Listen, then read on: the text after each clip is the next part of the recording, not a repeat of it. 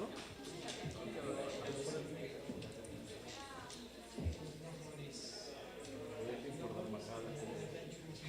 Sí, va a tardar un poco, tiene un delay.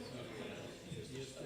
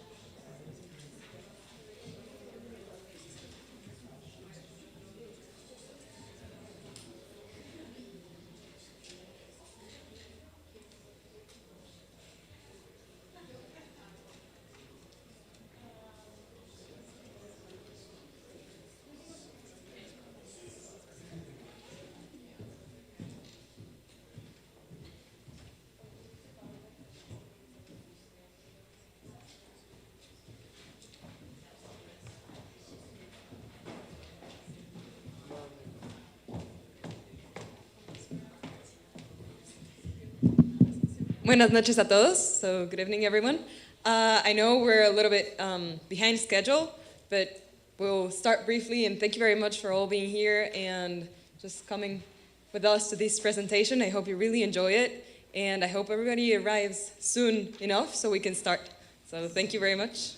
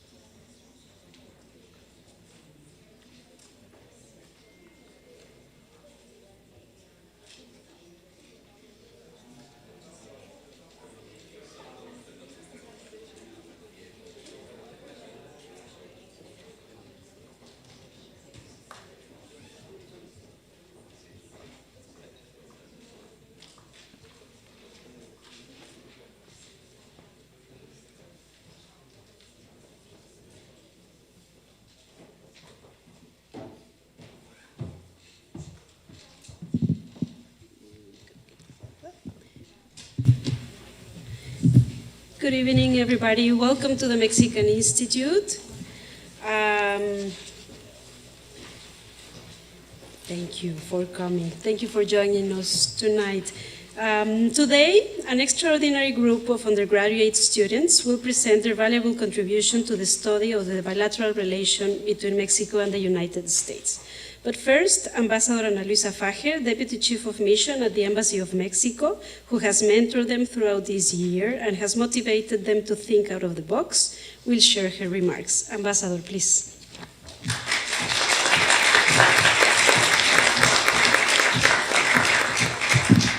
Thank you, Paola. Muy buenas tardes. Me da muchísimo gusto ver esta sala llena y a este grupo. Pues llegó el día, como ven. Cuando revisaba estas palabras recordaba mi primera conversación con Sofía Aja, a quien le dije, por favor, necesito tu apoyo. Ayúdame a formar un grupo de mujeres y hombres, mexicanas y estadounidenses, interesados en las relaciones internacionales y con entusiasmo cierto entusiasmo, aunque no estén muy entusiasmados, se van a entusiasmar por la relación bilateral México-Estados Unidos. Abrió los ojos más grandes de lo que los tiene y me dijo, va, aceptó el reto. Y en pocas semanas estuvimos Paola y yo ya sentadas con este grupo maravilloso de mujeres, hombres, mexicanos, estadounidenses, interesados en relaciones internacionales y con mucha vocación y mucho ánimo para hacer una agenda prospectiva a 10 o 15 años sobre la relación bilateral. Esta relación es una relación única, muy, muy compleja, pero fascinante, y creo que les llamó mucho la atención. Fue una experiencia maravillosa, nos sentamos a pensar juntos, a proponer ideas, a reflexionar, y fue una experiencia gratísima, fue un ejercicio colectivo muy grato.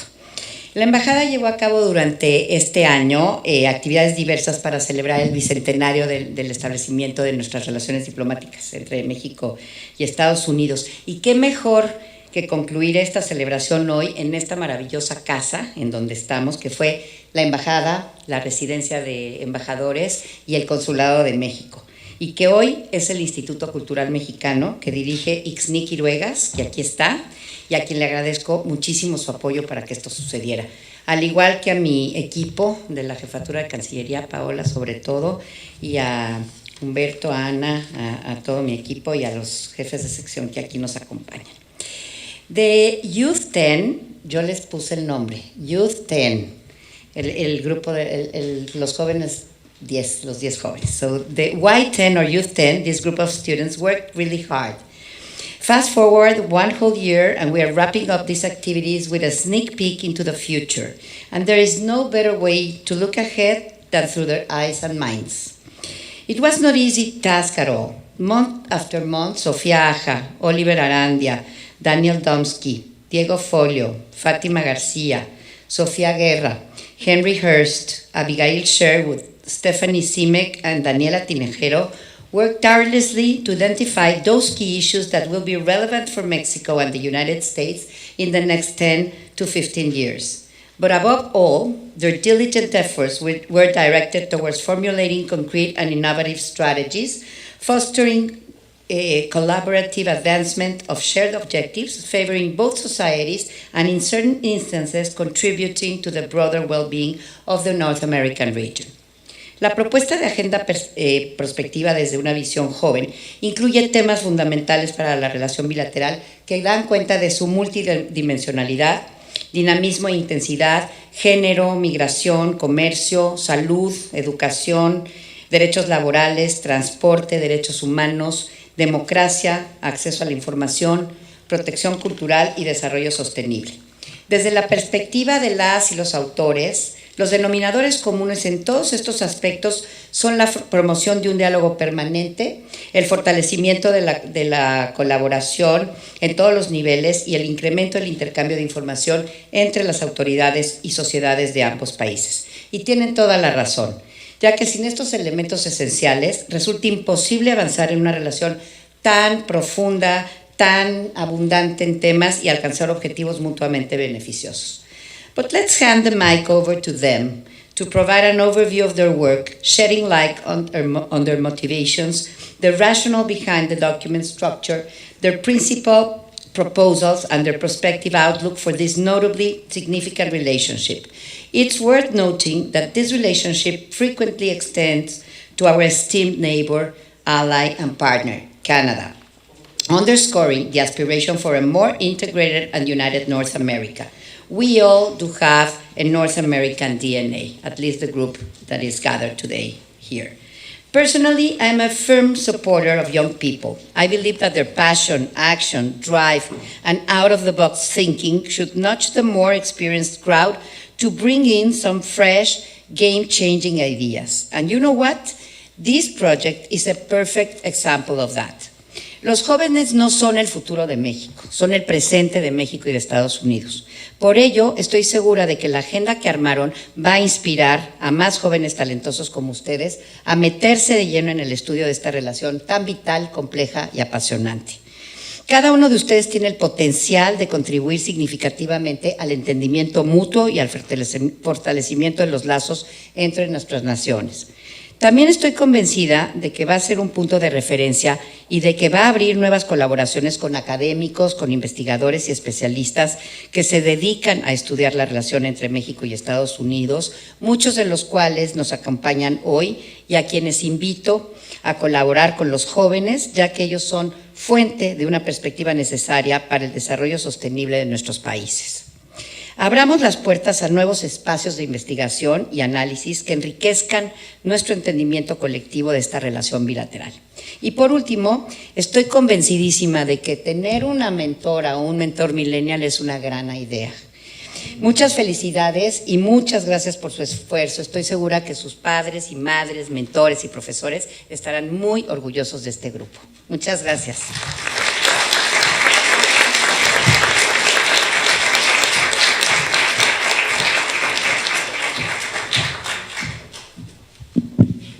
Thank you, Ambassador.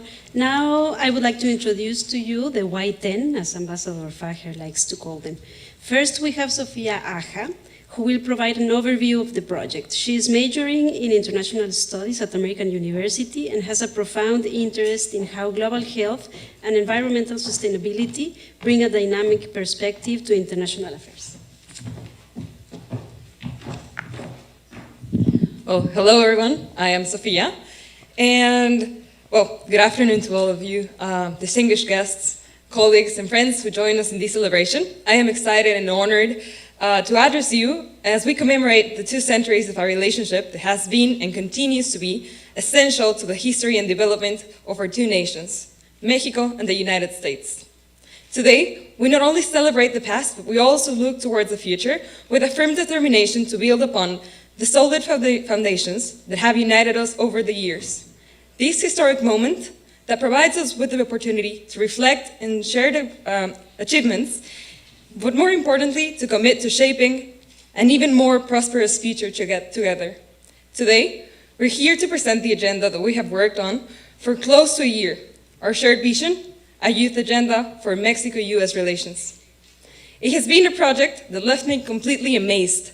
The capacity, imagination, passion, and dedication of the entire team to have a voice and propose ideas that someday live in the world we dream of, it was truly incredible. Each one of these individuals had the commitment to attend weekly meetings, endure my role as a coordinator, which was not an easy task, continue their studies, or even dedicate their time during vacations. So this agenda really carries a piece of each person. There are proposals that will develop on the future and the reality. But unfortunately, we know that some of them are not going to be able to be achieved. Such as one that we have that was very interesting when we came up with it, and it's a reduction of 40% in carbon dioxide emissions. However, these proposals and action plans reflect for what we call a vision board.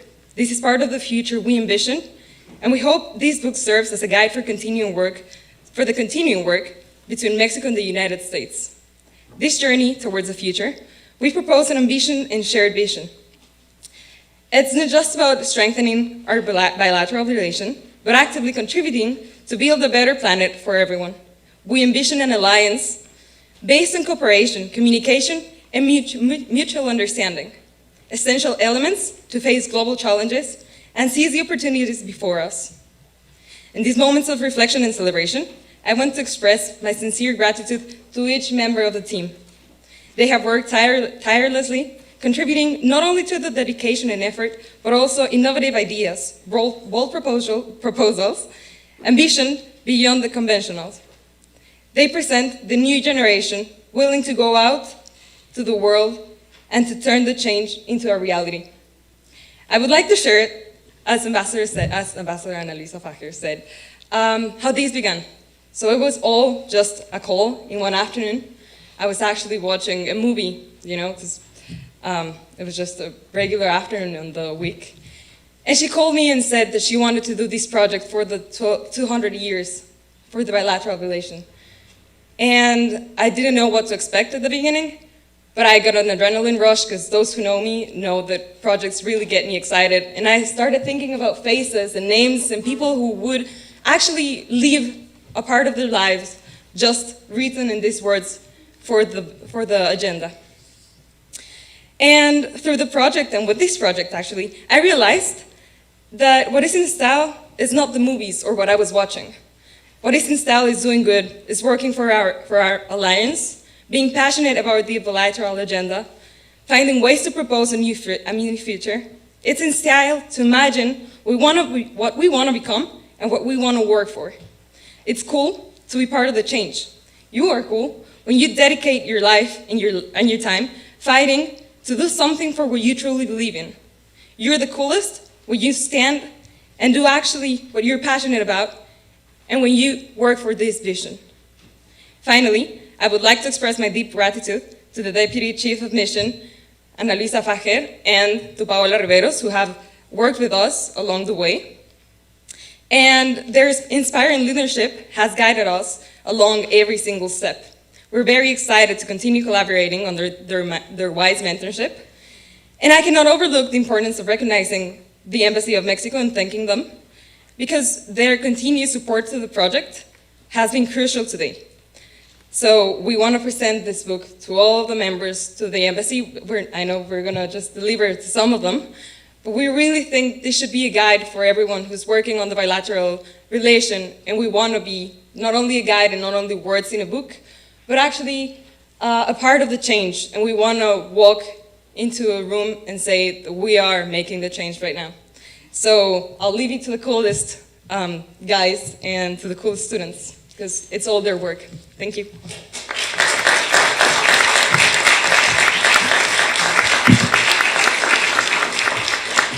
Thank you, Sofia. Thank you for your kind words. Now, Diego Folio and Daniel Domsky will talk about the process, the teamwork, the collaboration with the embassy, and the lessons learned from this experience. Diego is a junior student in international studies at American University. Originally from the Tijuana-San Diego border region, he is passionate about bridging cultures divides through international policy.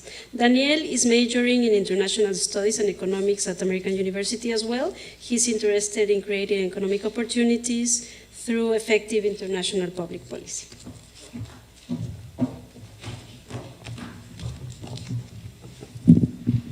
Good evening, everyone. We're Daniel Domsky and Diego Foglio, and we're going to explain a little bit about our collaboration with the embassy, our teamwork, and our lessons learned. After we presented with the idea of participating in the bilateral agenda, we all recognized that we had a unique opportunity to write something of substance. As students, the Deputy Chief of Mission, Fajer, encouraged us to think outside the box, even with some proposals that might seem too ambitious or too hard to achieve. We also thought about presenting original ideas that we believe can create meaningful impact as Mexico and the United States continue to develop and strengthen their diplomatic relations. The United States and Mexico have a relationship unlike any other countries. The intermestic political relationship stretches beyond traditional diplomacy to represent the 30 million people living in the United States who identify as Mexican through the world's largest and most innovative consular network of 53 representations across the country. When we were chosen as the students for this task, we knew that our design of this agenda should be strategically thought out to fully and properly address the complex issues that we believe are the most pressing in this unique relationship. We wanted to go beyond conventional wisdom and ways of thinking to explore new ways for cooperation to build a 21st century relationship on the 200th year anniversary of diplomatic relations. We understood the importance of diversity and collaboration in generating innovative solutions. We have a team with different perspectives and interests. Among the students who wrote the agenda, we have 5 Mexicans, 3 Americans, and 2 people that hold both citizenships. This team brought together different perspectives, skills, backgrounds, and interests. The diversity within our team allowed us to tackle different perspectives to the challenges in all of the 17 topics discussed in the agenda. While some may have greater expertise and passion for economic issues, other people might have some passion for protecting underrepresented communities. This enabled us to think creatively about the future of US-Mexico relations and not stick to just one school of thought. Throughout our journey, we had the immense privilege of collaborating with the Embassy of Mexico in the United States. We are exceedingly grateful for the support we received from Deputy Chief of Mission Ana Luisa Fajer. Her professional insight and guidance were invaluable as we navigated the intricate landscape of policy writing. Our collaboration extended beyond formal meetings. It involved professional idea bouncing, where our thoughts and proposals were refined through constructive discussions with the Deputy Chief of Mission and specialists at the embassy that shaped our writing. Each proposal in this agenda was discussed with the embassy and finalized with extensive feedback that enhanced our ideas to accurately fit this complex relationship. As we worked on this agenda, we decided that we each write a proposal on every single topic. We did this in order to guarantee a diverse set of ideas. In addition to this, each one of us became experts in 2 or 3 different topics. This meant that we had to conduct extra research and go more in depth in order to ensure that we were adequately building on the previous ideas. Through writing this agenda, we were all able to see the incredible amount of work that both countries have done together since they established diplomatic relations 200 years ago. Still, we also saw that there's a lot of work still yet to be done. We're excited to know that the embassy is actively looking for the ideas and opinions from young people. As young professionals, we are all proud to be part of the small community studying North Americanism. We all recognize the importance of regional investment and learning as supply chains and industries shift to a regional approach. Acknowledging the dynamic nature of contemporary economic landscapes, we grasp the need for heightened collaboration to address the challenges and opportunities that arise. The interdependence of our economies necessitates a cooperative approach, fostering synergies that extend beyond national borders. As students with vested interests in the future of North American relations, we aspire to contribute meaningfully to the ongoing discourse surrounding regional cooperation. Through open dialogue, shared insights, and collaborative initiatives, we aim to actively participate in shaping the trajectory of our interconnected economies and fostering a resilient foundation for the future. Thank you.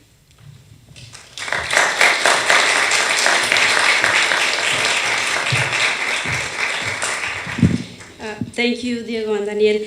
We will hear from Henry Hurst and Oliver Arandia about the structure of the document and, more importantly, the agenda's highlights. Henry is a junior student at American University, majoring in international studies with a minor in Arabic language. He hopes to pursue a career in U.S. national security.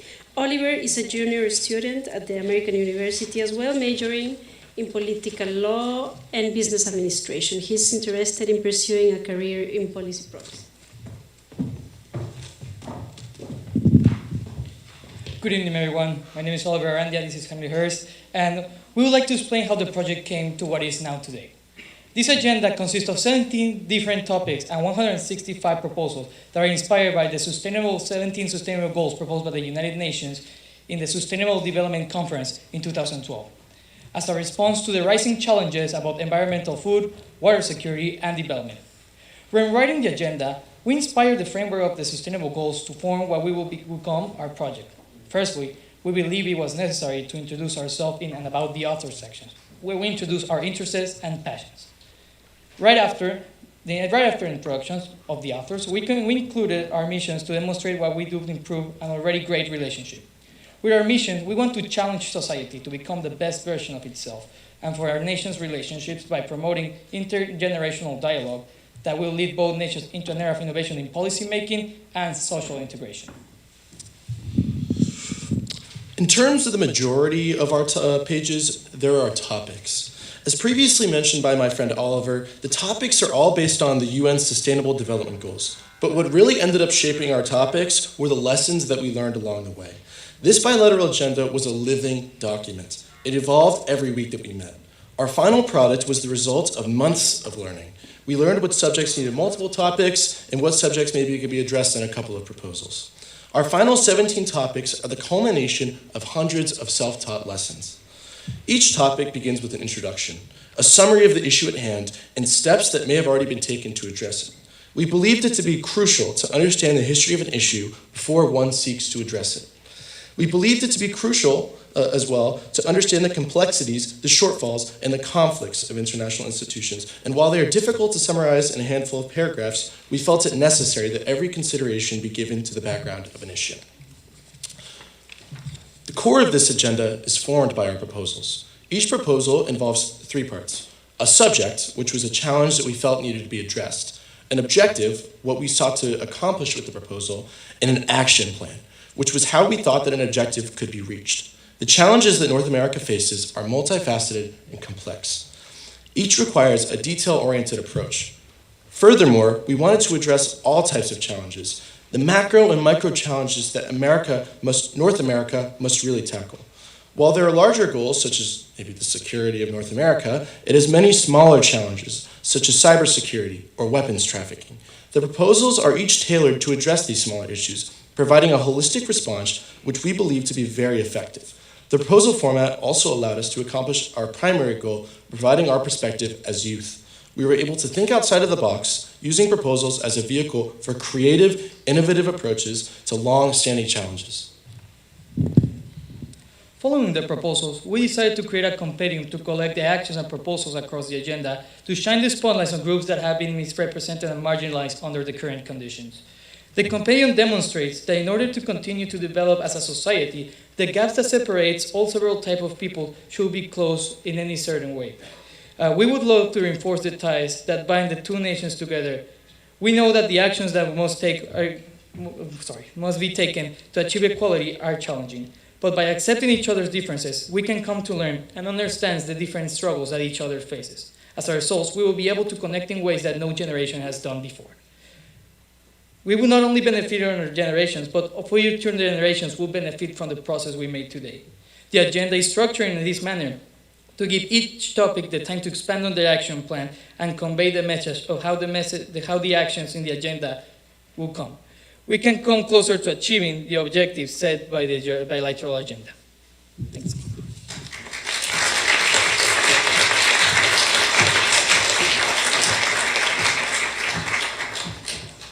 Thank you, Henry and Oliver. Let's turn to Fatima Garcia Gonzalez and Abigail Sherwood, who will continue the conversation about the significant proposals the group came up with.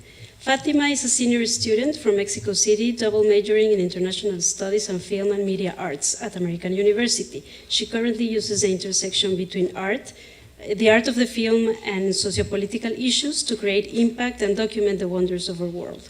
Abigail is a senior student majoring in international studies and Spanish, also at American University. She's from Rhode Island and is interested in the public sector.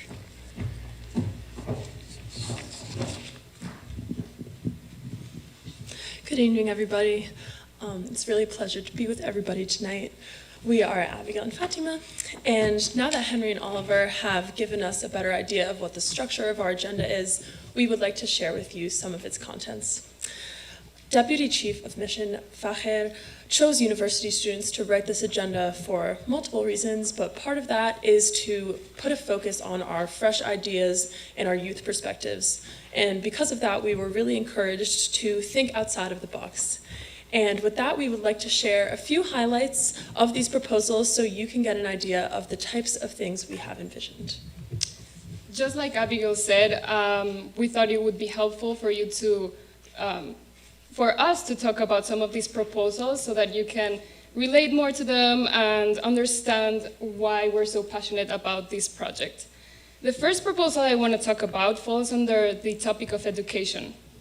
Education is crucial for social progress as well as economic, and it's just a foundation in every society. We believe by sharing the knowledge with our bilateral relation, we can achieve something great. The name of the proposal is Historically Underrepresented Groups in STEM. Historically, we know that there have been groups that have been excluded from the science, technology, engineering, and mathematics disciplines. And we believe this is not something that should happen this day and age. So some of the action plans we propose that to follow in order to eliminate this unequitable community in the STEM disciplines is that we think there should be all-inclusive programs at early childhood education institutions, as well as translation of all the research and other STEM programs to all the languages that are identified by the United States and Mexico. We believe that there should not be this big gap, and we wrote these proposals so that we could inspire people to focus on this issue. Another proposal we really like is under the environmental sustainability topic. This topic is extremely important, especially because we're neighbors and we share the same environment. So we need to do something together in collaboration to fix the issue. The title of this proposal is Rapid Decarbonization. And really what we want to do and what we wrote in the action plan is that we want to utilize programs and strategies such as the CCUS, which stands for Carbon Capture, Utilization, and Storage. That means that we, together, we would collaborate to capture the carbon that is already in our environment. So we would not only acknowledge the issue, but we also want to mitigate. Some other action plans include to fast forward the economic sector to renewable energies such as solar, wind, and geothermal. And we basically just want to share each other's knowledge because the United States is a leader in sustainable research. So we believe that together we can create something to address rapid decarbonization. My last proposal, well, the last proposal I would like to share about this is titled Reframe Immigration Police Force Training, and is under the topic of migration. We are neighbors, and migration is one of the topics that are the most relevant in our relationship. For this proposal, our objective was for immigration police force to understand that human mobility is a human right. And not everyone, well, from the current programs in the borders that they have been researched, and this is not something that every person who works in immigration understands. The action plan includes educational programs so that the people working in the borders can understand that this is a human right, and just that individual request of asylum is something that is that we should address. The next proposal we would like to highlight is part of our labor mobility topic, and it is about exploring the creation of a universal basic adventure income program. And this program would essentially incentivize citizens of our two countries to learn a new skill or trade by giving them a monthly allowance to do so. And the aim is to stimulate this sense of sort of personal growth and creativity while also contributing to both of our markets. And to do this, our action plan includes forming a task force to map out the potential benefits and challenges of a program like this, as well as to conduct research about its potential implementation. Furthermore, we would partner with educational institutions, with travel agencies, and with cultural institutes to expand these sort of opportunities. This would also promote cross-border exchanges and allow participants to engage in these experiences across North America, with the added bonus of sort of fostering this cultural exchange as well as international collaboration. Another interesting proposal is under the cultural protection topic, and it is about a cultural heritage festival. And we believe that the vast amount of culture across our two countries should be celebrated and understood. And this bilateral knowledge festival would invite the North American countries to show pride in and preserve the knowledge of and really share together these different traditions and cultures that make up such an important part of who we are. We know that there are similar smaller scale festivals, but this would be more all-encompassing, something larger, as well as we would try to put more of an emphasis on Indigenous representation and participation.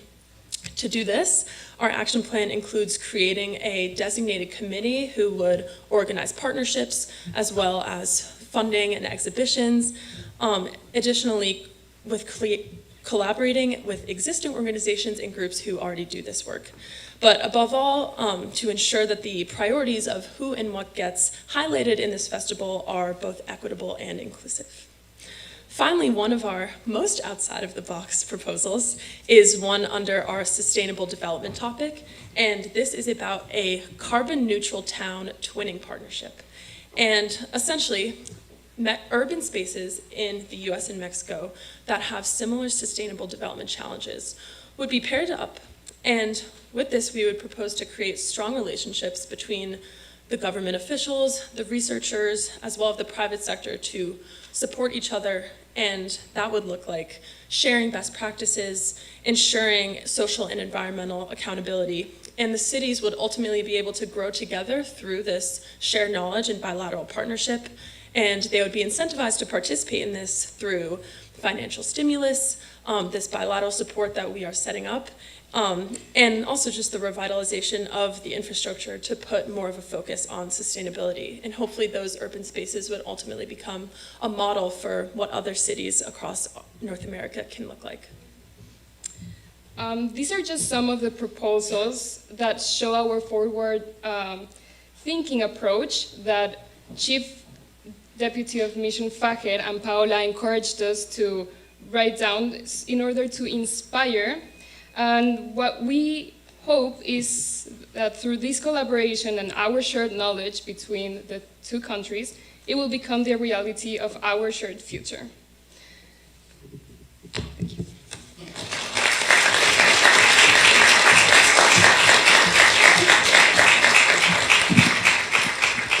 Thank you very much, Fatima and Abigail.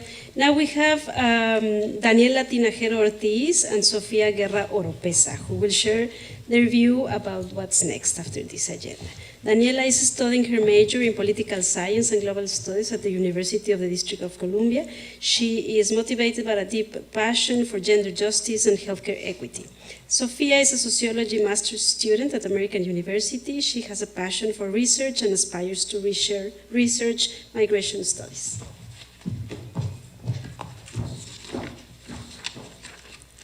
Thank you. Good evening, everyone. Thank you for being here to share with us this very important moment. Let's continue to talk about the future, shall we?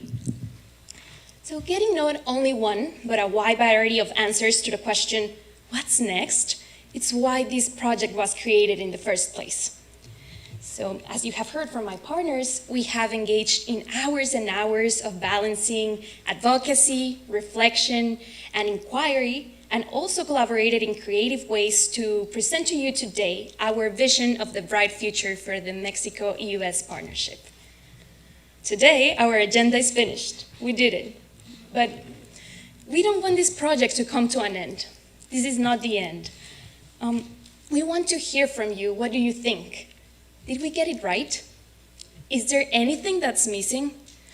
But more importantly, how can we together transform these ideas into actions that will create our two countries into a better, safer, more prosperous place for everyone? Formulating this agenda has given us unforgettable lessons, such as collaboration and cultural exchange, all with the overarching aim of fostering the creation of a sustainable world.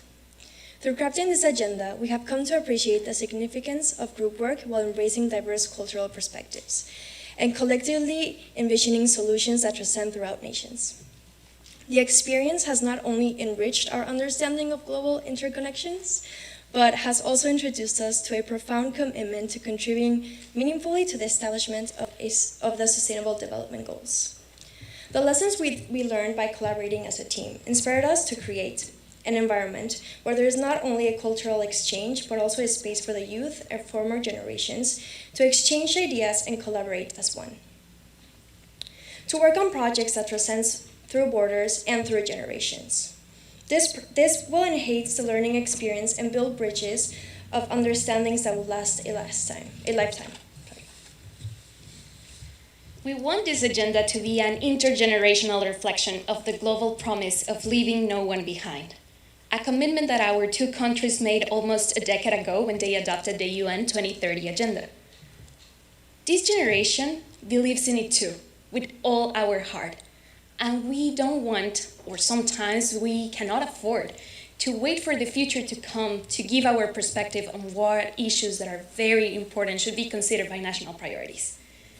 And for the opportunity to do that today, here and now, we will always be grateful with all of you and the entire team of the Mexican Embassy. Thank you very much. There's more. This opportunity for cultural exchange taught us that it's not just about sharing traditions, it's about building empathy and strengthening our relationship. With this agenda, we want to inspire both nations, not only to exchange culture, but also strengthen our nation's relationship by continuing to seek balance and unity. This is an opportunity to immerse in each other's culture, fostering a global perspective to ensure that change goes beyond textbooks. This is not just a document, it's a commitment that younger generations strive for. So, by working together, we are overcoming challenges that create the improvement of all citizens of Mexico and the United States.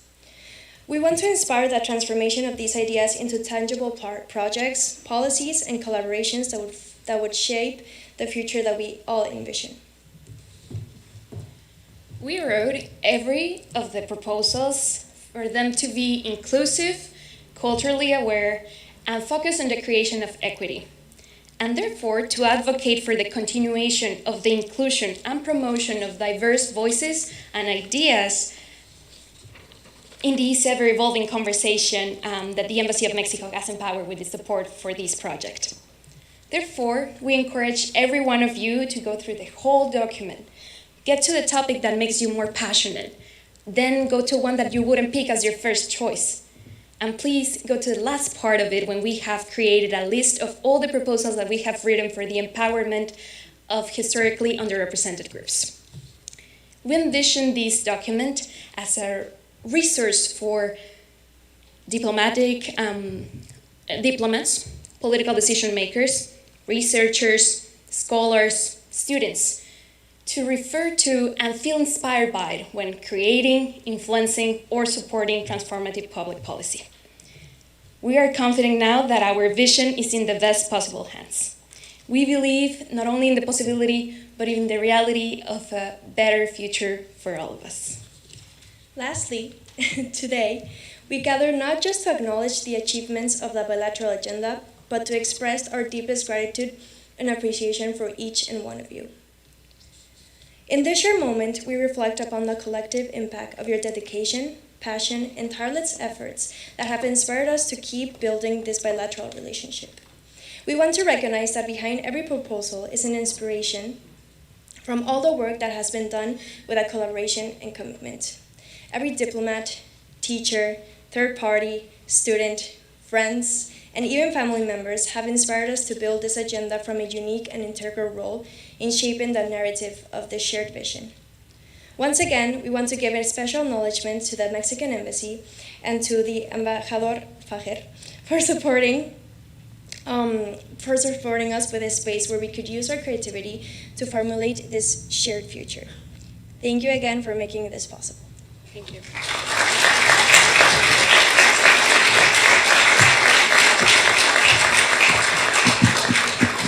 Thank you very much, Daniela and Sofia. Finally, we also recognize the work of Stephanie Simek, a junior studying international relations and advanced leadership studies at American University, who currently interns for the Open Dialogue Foundation and is a passionate researcher for democratic backsliding. She was unable to join us today, but she also contributed to this important outcome.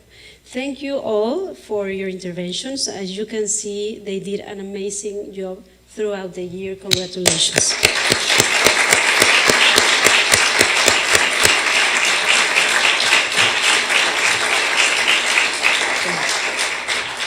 Now, let's turn to the audience. I'm sure they do have some comments or questions about your work. We have one question over there.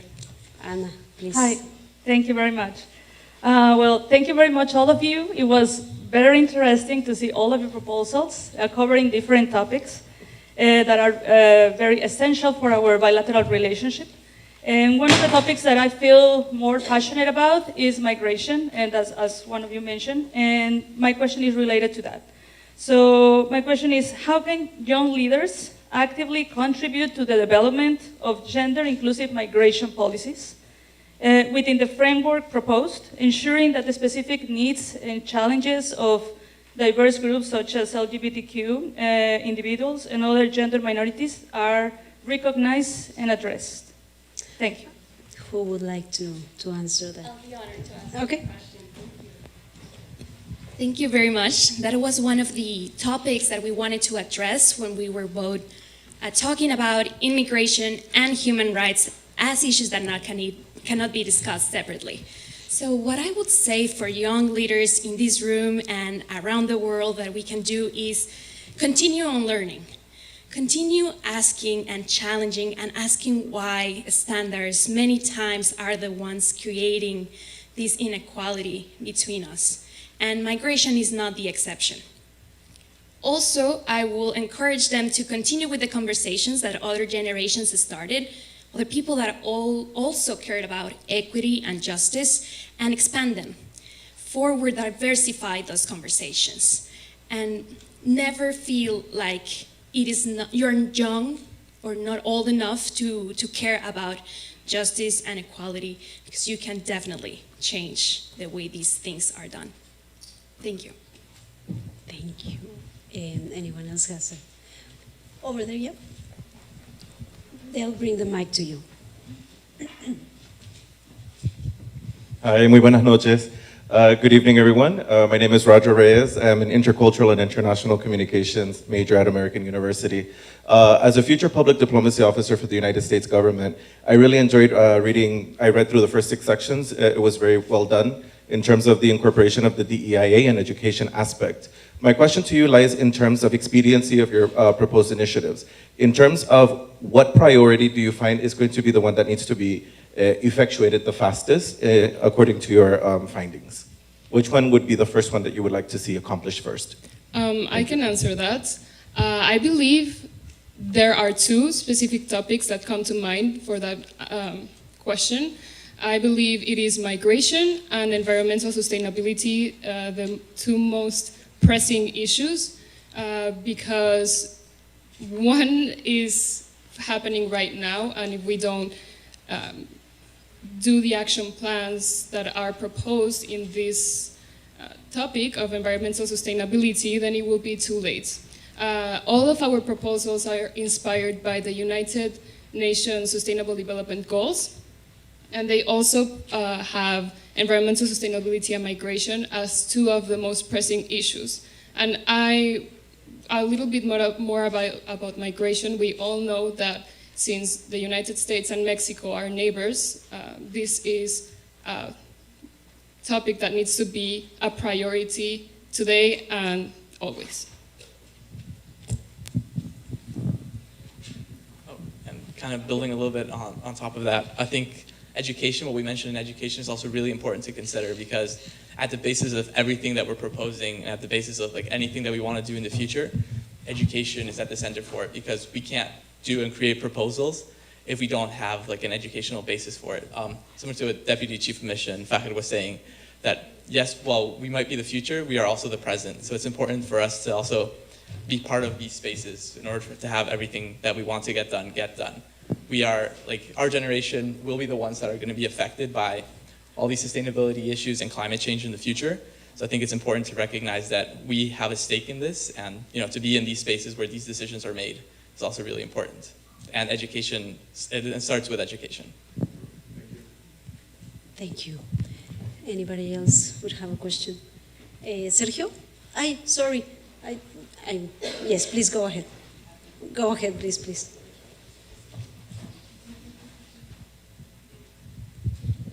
Well, thank you very much for this presentation. I think my question has to do with more practical application of this.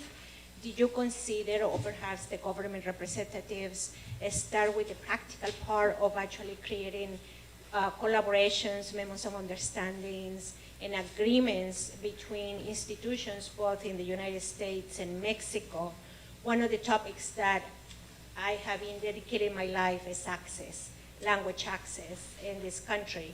And so maybe just collaborating with institutions here in the United States that have done that for a long time to actually provide information and replication in other countries, or specifically in Mexico.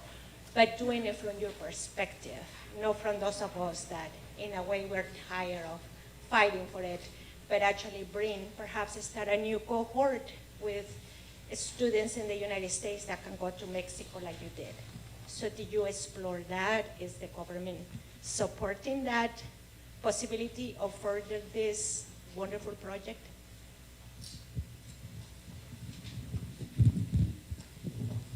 I guess addressing your points, and a couple of ways that we're addressing your question is, first, I guess commitment and collaboration can be seen across all the topics in almost every single proposal. Pretty much a lot of the proposals cover commitment on agencies between both countries and developing a new system working together. On your second point of information, we have a whole topic dedicated to access to information. Basically, I'm blanking on the number right now, but in access to information, we cover different types of topics from education to civil rights, human rights in both countries, and we address innovative ideas for people to have access to all these different forms of information all over the United States and in Mexico, specifically focusing on rural areas. I think to add on to that, part of the beauty of this agenda is just that, we are at least asking for it. Even if the government officials, haven't agreed to every single one of our proposals, I think every single topic includes in most of our proposals saying, create policy about or encourage government officials to do X, Y, and Z.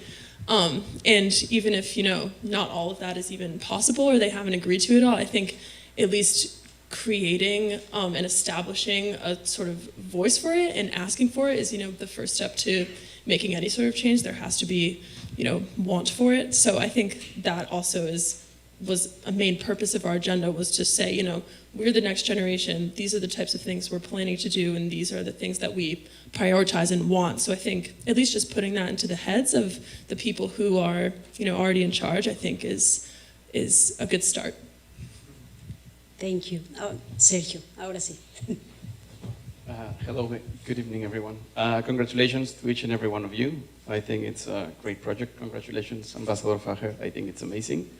I work at the communications office, and one of the biggest challenges that we face is how to deal with stereotypes and how to dispel myths on both sides of the border. And I feel these, even so more than an academic achievement, it's also a big social experiment and a big reflection of how Mexicans and Americans work next to each other every single day. So I have a question for one Mexican and one American. And it would be, what's the biggest stereotype that you feel exists if you're American about Mexicans, or if you're Mexicans about Americans, or vice versa? What's the biggest stereotype that you have felt Mexicans feel that you have encountered, and why is it false? And extra points if you can do it in Spanish, because Telemundo has a camera around here, so maybe we can also broadcast this to the whole nation. Thank you, and congratulations again.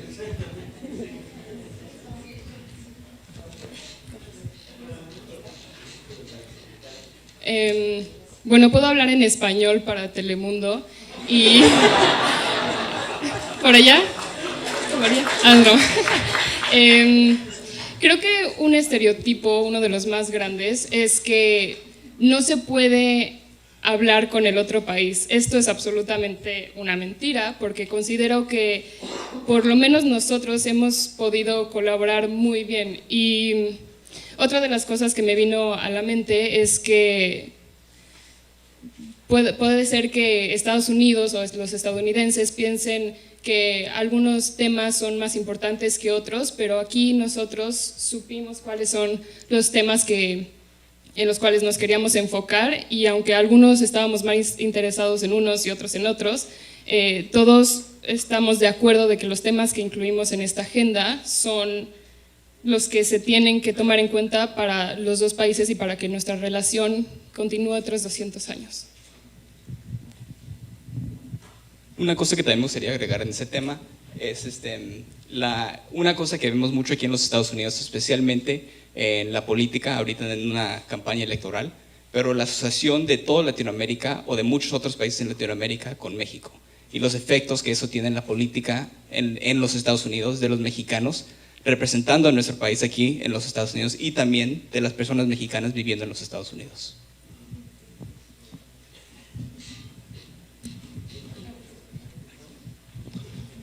Yeah, I guess I'll be the American that speaks. But let me just start by saying I don't speak Spanish for Telemundo, pero hablo un poco, pero I'm going to be speaking in English. What I would say, I'm not going to dive into stereotypes about other countries. It's not something I would like to do. But what I would say is that on our college campuses, you know, there's always this kind of issue of stratification of groups, you know, of people. Our college campus, I know a lot of us go to American University, is very separated. A lot of Mexican immigrants at American University, and not a lot of overlap with my milquetoast white Americans. And what I would say is that I think there's a myth of cultural differences inhibit your ability to work together or to be friends or to have meaningful connections. And something that this group has really proved to me is that what really matters is kind of this like drive to learn together and drive to be friends, because I can say that confidently that the 8 people next to me on stage are some of the most competent, bright individuals I've met, and it has no relevance to where they're from. And I think that I've really been, not that I believed it before, but I've really found that I work very well with people of all origins, especially Mexicans. And I find that, it definitely brings a lot to the table when people are from different places. And especially working on this project, it's definitely been proven to me that differences of origin are not an inhibitor to effective work.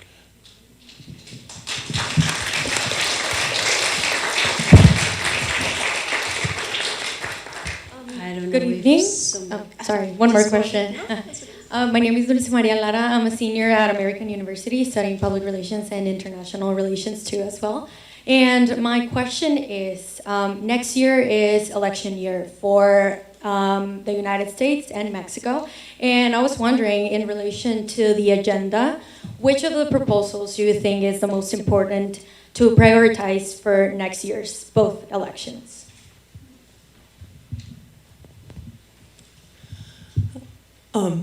I can start with this because 2 really come to mind.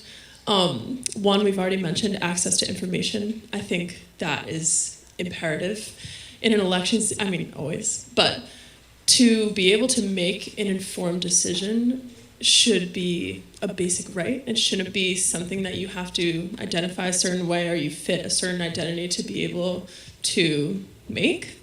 And so I think access to information is certainly one that comes to mind, but the other one is democracy. And, we've seen tests of democracy around the world. I mean, I can speak for the US, we've certainly seen it here, but I think our topic of democracy really solidifies the need to save democracy and to make that a priority in elections. And I think those 2 topics, I mean, the beauty of the entire agenda is that all of these topics are incredibly intersectional, which was almost a challenge sometimes because it's hard to know when these topics are so affecting each other and intersect so much, where the best place to put it is. But I think that's also the beauty of it. I think every topic is important going into an election season because there's so much on the line. But I would say solidifying democracy and sort of highlighting that as something that's very important, especially to our generation. We're new voters who are coming in and there's more to come. I think making that the spotlight, I think, is very important in the next year or so.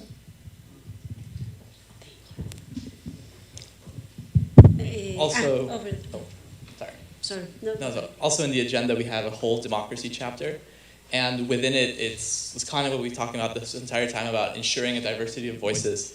We have one proposal that talks about the freedom of ideas, to be able to have a good conversation and healthy elections, discourse and debate should happen. And we feel like within both countries that's been a challenge recently.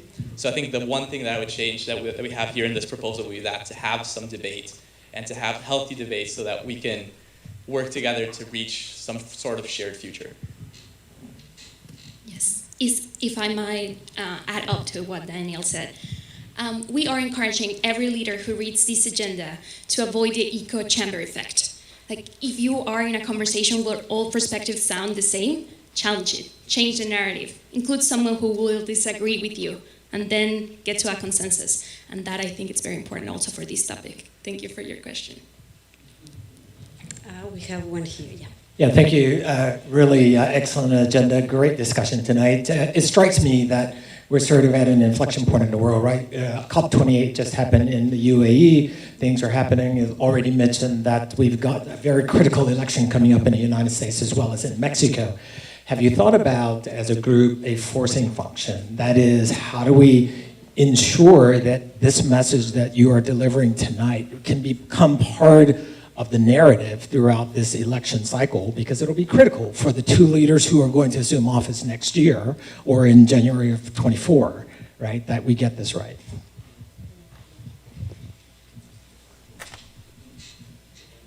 Thank you. Thank you for that wonderful question. Yes, absolutely. As we said, this project has not come to an end. We are confident that the Embassy of Mexico in the United States will help us to continue building on this vision and help us to get it to all the places it needs to be, right? And we are confident that this is not just a document, this is part of us as we start in our career. We will continue with this passion that we have discovered today and continue working on it. Yes, and I also want to add, we mentioned in the agenda the importance of having generational discourses, because yes, we want the youth to have a place within politics and within the decisions and everything that is going to be in the upcoming elections. But at the same time, we also want to learn from other generations. So it's extremely important that we keep having discourses throughout generations, and that's something that's been lacking. So that's why also this agenda is extremely important. Yo quiero agregar a eso, y voy a hablar otra vez un poco en español porque todo ha sido en inglés.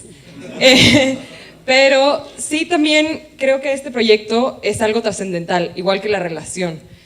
La relación México-Estados Unidos no termina y no empieza en la frontera, no termina y no empieza con una línea geográfica. Y lo mismo pasa con este libro, no termina y empieza con este sexenio ni en México ni en Estados Unidos, sino es una guía para el futuro. Justo por eso también decimos que muchas de nuestras propuestas son muy ambiciosas, y lo sabemos.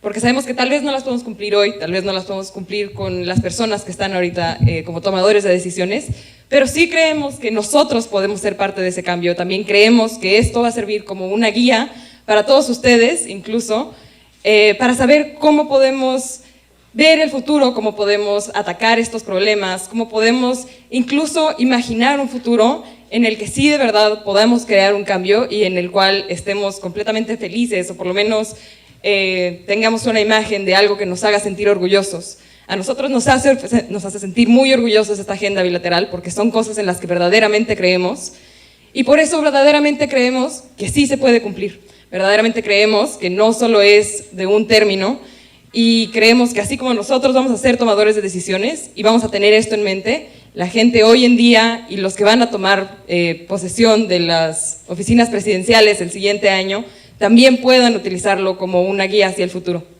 Entonces, no termina ni empieza con una línea o con un libro. Creo que la relación bilateral es trascendental, igual que el libro, igual que las propuestas, igual que la agenda. Maybe we can have a last question over there. Sorry, they were waiting already. But you will have them the rest of the evening. So hi, I'm Nayana Guerrero. I'm a scholar in residence at American University. I'm also a lecturer at Tec Monterrey and UNAM. Entonces, para mis amigos de Telemundo, soy Nayana Guerrero, soy académica visitante en American University y también profesora en el Tec y en la UNAM. Y so, I would like to ask you, first of all, I think it's fantastic that you have done. Congratulations to all of you for this amazing work that you are doing. And so, felicidades por todo este trabajo que han hecho. Y so, I encourage you to share this like outside this building, outside this agenda, outside like the frontiers. Entonces les aconsejo como que compartir esto más allá de este edificio, más allá de las fronteras y saber, y mi pregunta es si tienen pensado como alguna colaboración con México o alguna colaboración con algunas otras universidades, porque realmente creo que lo que están haciendo no solo es un ejemplo para las y los alumnos, bueno, pienso como alumnos jóvenes que están en México, sino también los que están aquí. Entonces, I'm asking if you have like some thoughts about sharing this shared vision outside this building and outside this country, and if you have like ideas, and also like putting into the table, like, yeah, to levantar la voz about this work that you have done. Muchas gracias por su pregunta y como usted lo mencionó, sí, queremos expandir, queremos que no seamos los últimos, queremos que cuando nosotros estemos en su lugar, que veamos a la nueva generación aquí sentados hablando y explicando de lo que debería pasar para sus generaciones futuras. Creemos y tenemos en mente que podemos expandirnos, trabajar más con el gobierno de Estados Unidos, trabajar con el gobierno de México, e incluso trabajar con más universidades de la zona o incluso ir con universidades fuera en otros estados. Pero sí, la verdad es que la expansión y hacer crecer y compartir nuestra visión ha sido un objetivo desde el principio, desde la concepción de esta agenda bilateral. Sí, y para agregar un poco a lo que dijo Oliver, también tenemos pensado hacer llegar esta agenda lo más rápido posible a centros de pensamiento en México y en Estados Unidos, porque queremos que estas propuestas se conviertan en acciones y queremos escuchar más sobre qué puede pasar después de haber ideado esta colaboración y todo lo que está en esta agenda lo queremos ver reflejado en nuestras sociedades. Entonces, este proyecto nos ha dado alas, muchas gracias y van a escuchar mucho más de nosotros. Quiero decirles algo que a mí me dio mucha risa hace un par de días, pero justo estábamos platicando sobre qué iba a pasar con la agenda, cómo le íbamos a entregar. Bueno, estábamos platicando de este día y todos dijeron que cuando íbamos a empezar con la segunda versión, que sí íbamos a empezar a hacer ediciones y a cambiarlo y a expandirla y a hacer más grande y a escuchar los comentarios para poder seguir con la agenda. Entonces, pues creo que no es algo que se termina, realmente siempre va a estar como en progreso. Claro, Sof, esto no termina aquí, queremos continuar trabajando en esto y si eso significa una colaboración con una institución educacional, eso estaría súper bien. Y una cosa más que quería compartir con ustedes es que el código QR que encuentran en su silla o aquí en el cartel, si lo escanean con su teléfono pueden acceder a nuestra agenda y ahí pueden ver todo lo que hemos estado discutiendo por el último año casi. Y claro que estamos abiertos a llevar esto a una escala más grande. Así que, bueno, sí. I'm going to give a very quick summary in English because I know all of that was in Spanish. Basically, we said that yes, we want this agenda to be shared not just here in other universities, in Mexico, in think tanks, and other places. And we also encourage everyone to look at the agenda. There's a QR code in all of the seats and also in the banner over there.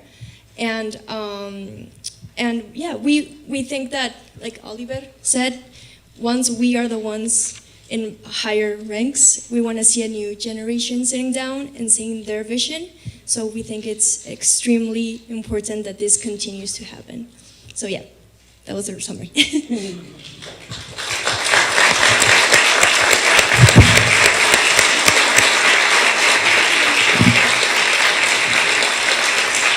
Thank you. I kindly ask Ambassador Fajer to join us up here again so that you can formally receive the agenda from the white tent. And if we can have some photographers over there. Let's see.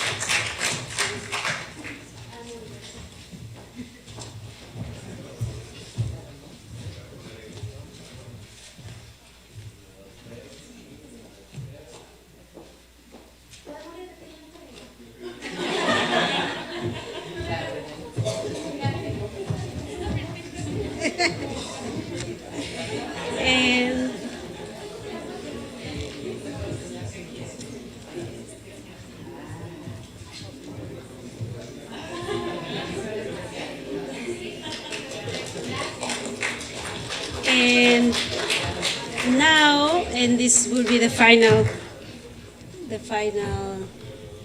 Now we would like to ask the heads of the sections of the embassy here in the first row to stand up right there where you are, and so that all the students can come down and give you their work. We believe it will be very useful for your daily work.